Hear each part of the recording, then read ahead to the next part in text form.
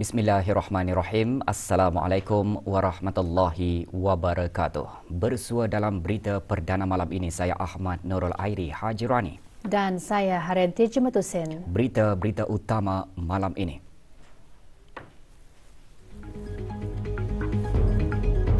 Pemerkasaan institusi masjid penting sebagai nadi penggerak pembangunan masyarakat.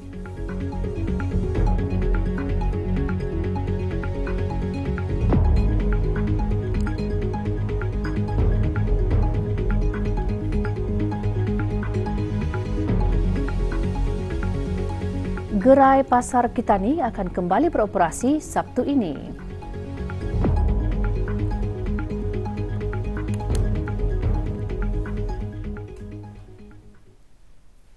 Konvensyen Pemimpin Sekolah kali ke-5 bertujuan meningkatkan accountability bersama antara jabatan dan sekolah untuk kualiti pelaksanaan inisiatif Kementerian Pendidikan. Konvensyen Anjuran Kementerian Pendidikan melalui Jabatan Pengurusan Pendidik dengan kerjasama Jabatan Sekolah-Sekolah berakhir dengan majlis penutupan pagi tadi. Juga diadakan penyampaian surat lantikan pemimpin-pemimpin sekolah baharu dan insentif sekolah-sekolah kerajaan yang mencapai kecemerlangan dalam peperiksaan awam bagi tahun 2022 yang disempurnakan oleh Yang Berhormat Datin Seri Setia Dr. Dayang Hajar Romaizah binti Haji Muhammad Saleh, Menteri Pendidikan. Sebanyak 18 buah sekolah rendah menerima anugerah mengikut pencapaian dalam 4 kategori bagi penilaian sekolah rendah PSR dan penilaian Whole School Evaluation WSE. Manakala 3 kategori penganugerahan diberikan kepada 15 buah sekolah menengah bagi pencapaian di dalam peperiksaan Brunei Cambridge GCE peringkat O dan penilaian WSE. Sementara itu, 4 buah pusat tingkatan 6 menerima anugerah mengikut 3 kategori pencapaian bagi peperiksaan Brunei Cambridge GCE peringkat A dan penilaian WSE. Majlis berlangsung di Pusat Persidangan Bredex, Jerudong.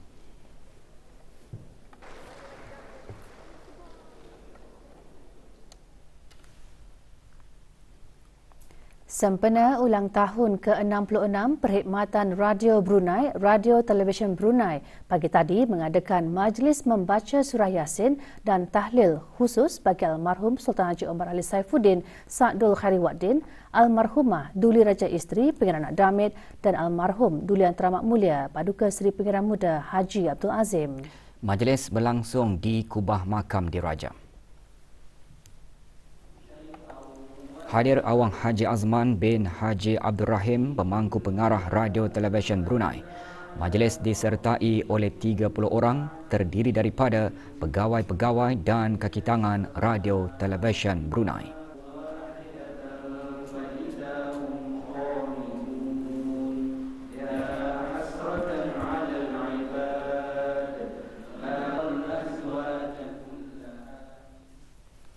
Peranan dan pemerkasaan institusi masjid perlu terus dilaksanakan dalam menjadi nadi penggerak kepada pembangunan masyarakat. Justru penyediaan dan penyusunan pelbagai aktiviti dan program di masjid dihasrat dapat menarik minat dan penyertaan kumpulan sasaran terutamanya generasi muda dan para muslimah. Jawatan Kuasa Takmir Pegawai-Pegawai Masjid Kawasan Zon 4 Brunei dan Muara semalam mengadakan Majlis Ramah Mesra Aidilfitri bagi Muslimah Masjid-Masjid Zon 4. Berbagai macam aktiviti dan aktiviti tersebut tidaklah terkhusus kepada berbentuk keagamaan semata-mata, namun ia boleh dileratkan kepada hal-hal yang berbentuk kemasyarakatan. Kata ini haruslah memberikan sasaran yang tepat kepada aktiviti yang dilaksanakan agar ianya tidak tercicir daripada apa yang tidak diharapkan. Untuk memakmurkan setiap masjid di negara-negara selama ini, jadinya aktiviti telah dibuat dan dirancang untuk mengadakan lawatan ke luar daerah bagi mengadakan macam berbentuk keagamaan seperti mengadakan tahlil atau bersilaturahmi. Hadir Awang Haji Amir Hisham bin Haji Masri, pemangku pengarah hal ehwal masjid. Majlis antara lain dihasrat dapat mengukuhkan hubungan silaturahim dalam kalangan muslimah masjid dan ahli jawatan kuasa masjid.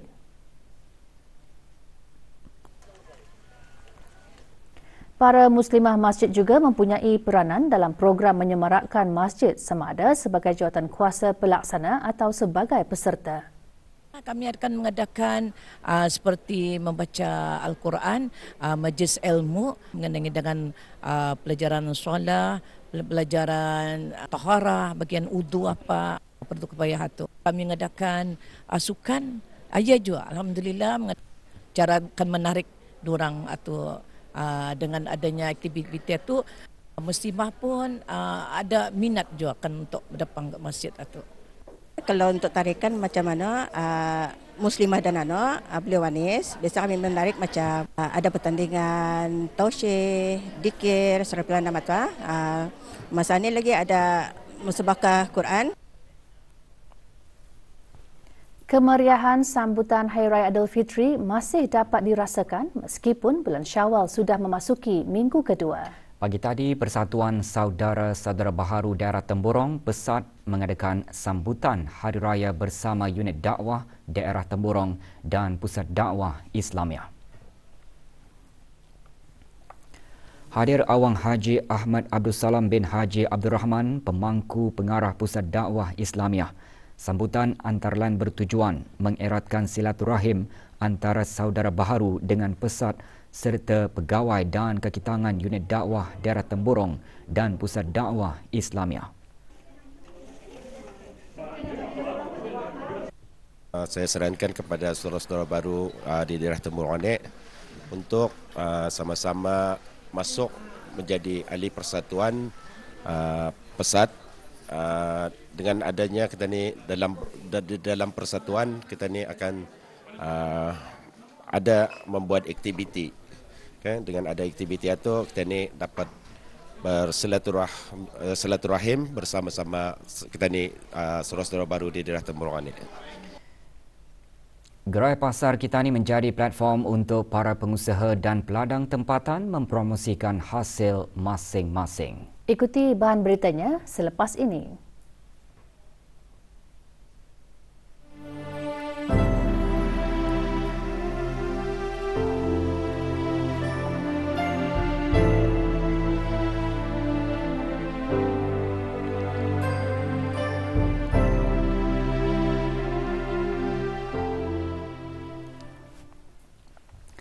Gerai pasar kita ni akan beroperasi semula pada setiap hari Sabtu dan Ahad mulai 6 Mei di Pusat Agribisnes Rimba, Gadong.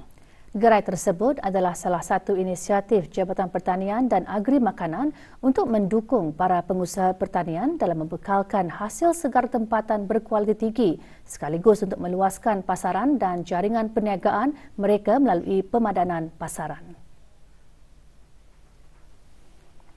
Gerai pasar kita ni merupakan platform untuk para pengusaha dan peladang tempatan berinteraksi terus dengan orang ramai bagi mempromosikan hasil dari ladang masing-masing. Gerai seumpama ini juga diharap dapat meningkatkan keluaran hasil ladang sehingga mampu menyumbang kepada keluaran dalam negara kasar negara Brunei Darussalam. Gerai dibuka dari pukul 6 pagi hingga 5 petang.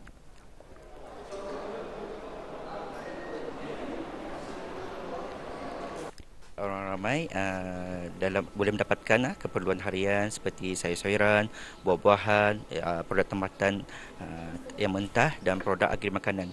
Di samping itu juga pasar kita ni, kawasan ini ada juga menawarkan jualan seperti tanaman hiasan serta bahan input pertanian seperti biji benih, baja, kimia pertanian, media tanaman, peralatan-peralatan keperluan pertanian dan jentera pertanian. Orang ramai diingatkan untuk tidak menyebarkan sebarang maklumat yang belum dipastikan kesahihannya. Peringatan tersebut dikeluarkan oleh Kementerian Hal Ehwal Dalam Negeri.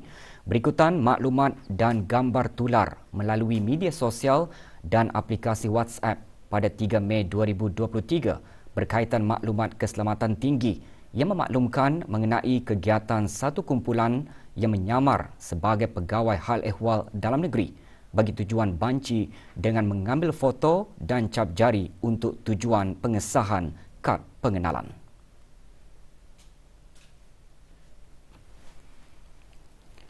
Dalam siaran akhbarnya, Kementerian Hal Ehwal Dalam Negeri menjelaskan tidak ada sebarang individu atau agensi yang dilantik mahupun pegawai dari Jabatan Imigresen dan Pendaftaran Kebangsaan untuk pengambilan sebarang foto dan cap jari ke rumah-rumah orang awam seperti mana yang dinyatakan.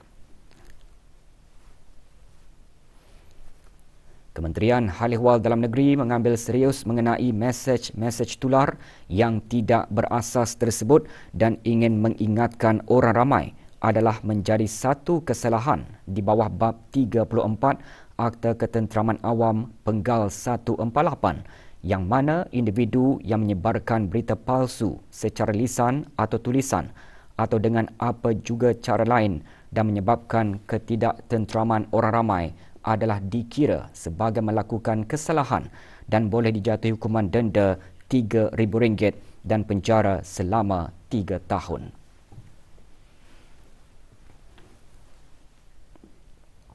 Institut Pendidikan Teknikal Brunei IBTE telah membukakan pusingan kedua tawaran program bagi pengambilan bulan Ogos 2023. Sebanyak 24 program ditawarkan untuk pusingan kali kedua. Permohonan hanya dibukakan kepada warga dan penduduk tetap negara Brunei Darussalam yang memenuhi syarat-syarat kelayakan. Tarikh tutup permohonan adalah pada hari Selasa, 16 Mei 2023 pukul 4.30 petang. Borang permohonan boleh diperolehi melalui laman sesawang ibte.edu.bn/tvecas. Bagi memberi peluang kepada pemohon serta orang ramai untuk mengetahui lebih dekat lagi mengenai program-program yang ditawarkan, IBTE akan mengadakan Hari Terbuka pada 10 dan 11 Mei 2023. Hari Terbuka akan diadakan di IBTE School of Aviation dan IBTE Campus Sultan Bolkiah, Seria. Sebarang pertanyaan, email ke tvecas@ibte.edu.bn. Laporan Wawasan Brunei 2035 mengongsikan perkembangan pelaksanaan dan pencapaian Wawasan Brunei 2035 bagi tempoh tahun 2015 hingga 2022.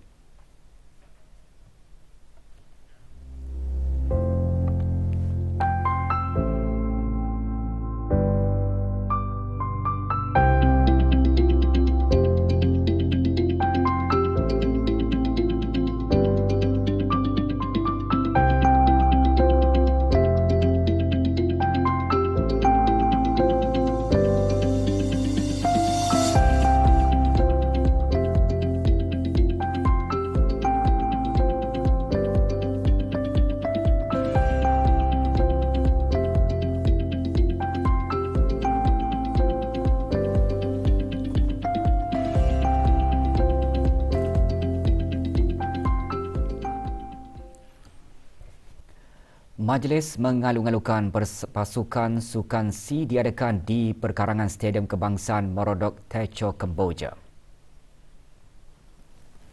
Kesemua 11 negara Asia Tenggara yang merupakan ahli kepada SEA Games Federation menyertai upacara tersebut dengan menaikkan bendera kebangsaan masing-masing mengikut giliran dan pertukaran cenderahati dengan Tuan Yang Terutama Dr. Tong Hon, Menteri Pelancongan Kemboja, selaku Presiden Jawatan Kuasa Olimpik Kebangsaan Kemboja dan Naib Presiden Tetap Jawatan Kuasa Penganjuran Sukan C Kemboja.